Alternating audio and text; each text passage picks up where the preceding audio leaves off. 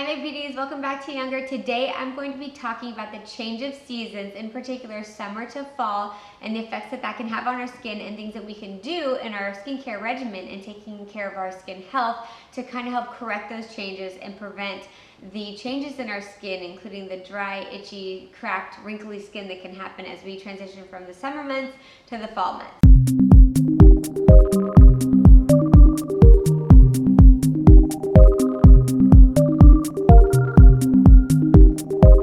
So before I move on, I ask that you like, comment, and subscribe to my page and share this video with anyone who you think may find it useful. So what happens is when we go from the summer months to the fall months, there is a transition. Now, depending on where you live and your location, the dramatic change can be great or it can be not so great. So I live in Orange County. I live on the beach in Laguna Beach. So I'm near the ocean. There is always humidity in the air. It doesn't really get too dry, and the winter months aren't so terrible. It goes from maybe 70 and 80 degrees to the low 60s. God forbid it drops lower than that. I think people in Orange County would have a hard time. But anyway, I do ski and snowboard. I'm at altitude and I travel to different areas of the country and the world sometimes where there is a climate change, and I do see the effects that it has on my skin. So this is based not only on anecdotal evidence from my own skin, but just things that I've learned along the way in medical school and in residency, in dermatology, and in fellowship training, and just also treating patients in different climates. You know, I did medical school in Orange County, I did my residency at UCLA in Los Angeles, and then I actually did advanced fellowship training in Northern California where there was a climate change, and I saw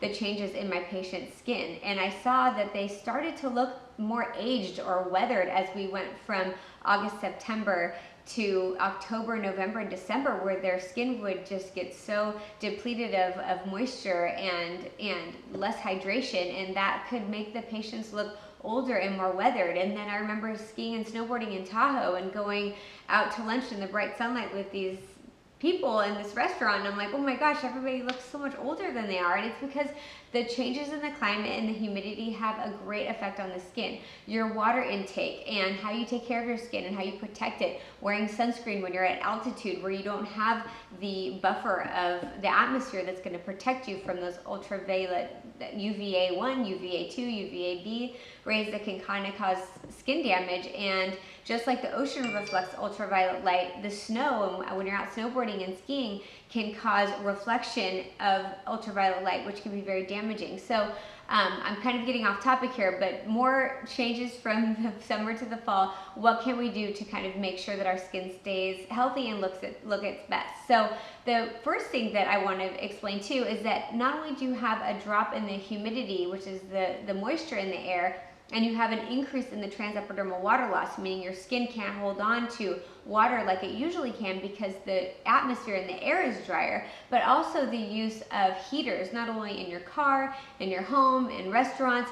Heaters dry out the air, which dry out your skin. It's like taking a sponge that's wet and soft and putting it in an environment where it's going to get cracked and brittle and hard. As that moisture and water gets depleted from the skin, your skin gets hard and itchy and dry and cracked, and the barrier breaks down. You have an increase in transepidermal water loss, and also you have a break-in or a pathway that potential microorganisms can break in, or different allergens. Like say you have eczema, usually probably gets worse in the winter months because you don't have that protective layer that's preventing as much of the outside world from coming in. Your skin is the largest organ on your body, and it's actually your body's first immune defense mechanism to keep the outside world from coming inside. And that means not only allergens, but also bacteria, virus, fungus, yeast, all kinds of bad things. So one of the main things I want to start with is actually just the skin on the body, not just the face, but the body is important because you get red, dry, itchy skin, chapped, flaky, ashy skin sometimes when you don't hydrate appropriately. And if you're at altitude or in a climate where your air, the temperature of the air is going to drop and the humidity in the air is going to drop, it's going to wreak havoc on the skin. So one of the most important things that I've learned, and this was actually during my pediatric dermatology rotation in residency, and I learned this from one of my mentors, Dr. Cotlier. I remember he would see these kids with eczematous dermatitis, really dry, itchy skin, and in the winter months it would get terrible. What he would recommend, and what has been shown in the data in the published literature in the medical journals, is that if you can hydrate your skin immediately after the shower or bath, when you have tepid, warmer showers are better than really scalding hot baths and showers. But right after you finish showering, you know how the bathroom doors close and you can see like the humidity in the air? Moisturize your skin then. Don't dry it off completely with a towel. Actually, before you get out of the shower, you can kind of just wipe the excess water off your skin and then have like a tub of cream. I usually keep Cetaphil or CeraVe or even Aquaphor sometimes in my shower, and I'll just put it on my body. You're going to feel a little greasy and gross at first, but your skin is going to suck it up and it's going to absorb it. And do this before you open the door and allow all that humidity out of the bathroom. So before the heaters and the vaporization of the skin can occur. So basically, you can kind of damp off, dry towel off a little bit, but just when your skin is still holding on to that moisture, you want to seal it in. So creams are better than lotions. As I say this all the time, lotions are a powder and water emulsion versus creams are a lotion in oil or product in oil emulsion, and so they're a little bit more hydrated. Now, this is in contradiction to what I usually say about the face. I don't recommend or promote use of oil on the face like ever, but on the body skin is different. If you look under the microscope, the skin from the arm, the chest, the abdomen, the back, the legs, the knees, that's very different than skin on the face. Skin on the face is totally different. So again, this is just focused on body skin and the use of creams, and even just if you want to stay natural, coconut oil or something, whatever you use to hydrate your skin, put that on in the shower. And think of your skin as like a sponge. When it's under the water and it's taken out and it's wet and it's soft, you want to seal it in before it can get dry, cracked, hard, and brittle after the water's taken out.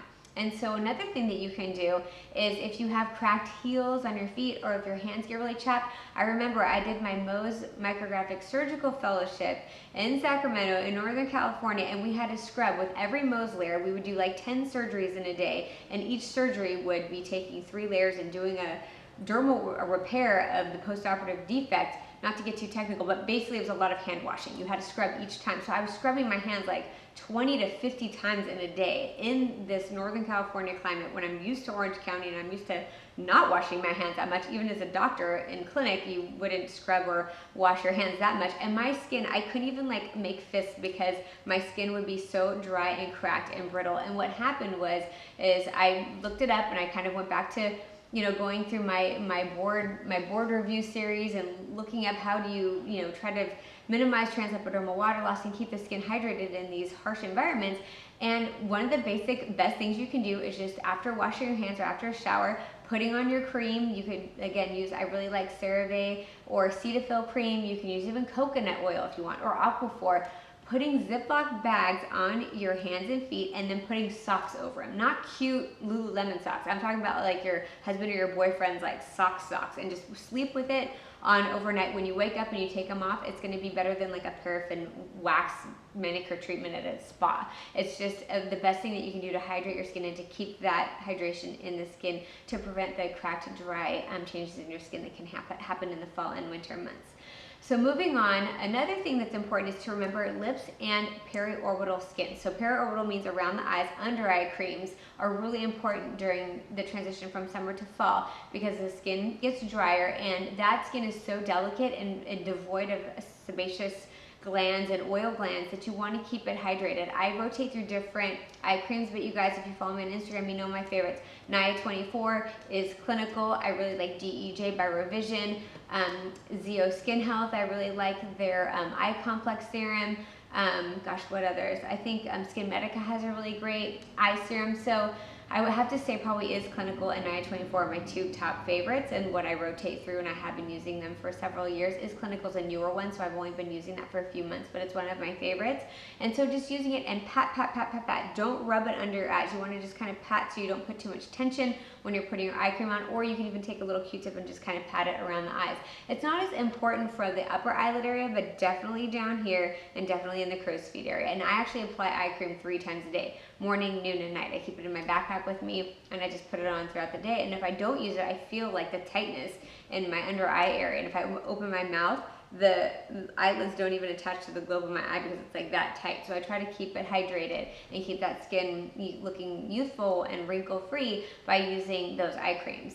So lips, also another important key part of your skin that you want to pay extra attention to during the transition from summer to fall. So as the weather dries out, if you go skiing or snowboarding, you're in the mountains, or if you're in just a drier, colder climate, you want to make sure that you're hydrating with a good lip balm. I mean, you can even just use chapstick, that's better than nothing. And in the corners of the mouth, especially if you're using Retin-A or if you're on Accutane using skincare products that are going to dry out your skin or irritate your skin, you can get something called cheilitis in the corners of your mouth. That's where you get the little cracking of the corners of your mouth. If that happens, that's actually yeast that gets into the skin. Yeast is ubiquitous, means it's everywhere, but once you have a crack or breakdown in the barrier, it can become inflamed and red and dry and itchy, and it's this positive cycle that it's hard to fix. Put that at night before bedtime. Just keep it next to your bed and just put a little bit of either antifungal. You can just go even to like a drugstore and get, I know it sounds gross, but I'm just being honest with you guys and speaking in very medical terms right now. You just get some Lotrimin or anti-yeast, just the kind of stuff that you would use for like athlete's foot, or like a chalk itch, or any of those yeasts that any of the preventative anti-yeast medications like Lotrimin, I think, and ketoconazole, Nizoral, all of those you can just put on the corner of your mouth and keep that skin healthy and intact and keep that cheilitis away. And just dry chapped lips. I really like SkinMedica's HA5 lip plumping system. It's like a two-part system. So one is hydrating and one is actually plumping the lips. So I keep that next to my bed, and I usually use that one for myself, and I alternate that sometimes with the Hydrofirm or the Lip Rebuild system by Zeo Skin Health.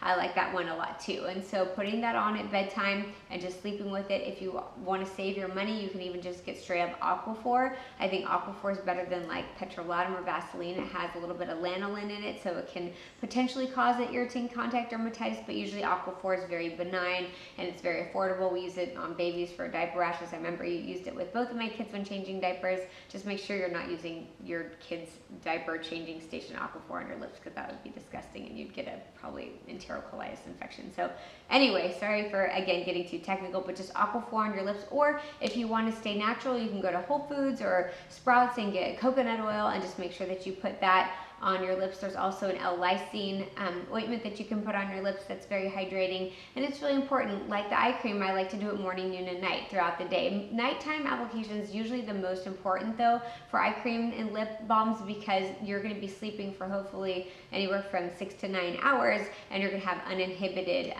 effect of that product on the surface of your skin to take effect in the lower levels of the epidermis and the dermis. And so that's other key things that you can do as you go and transition from the summer to fall months. Other things to remember is just internal hydration.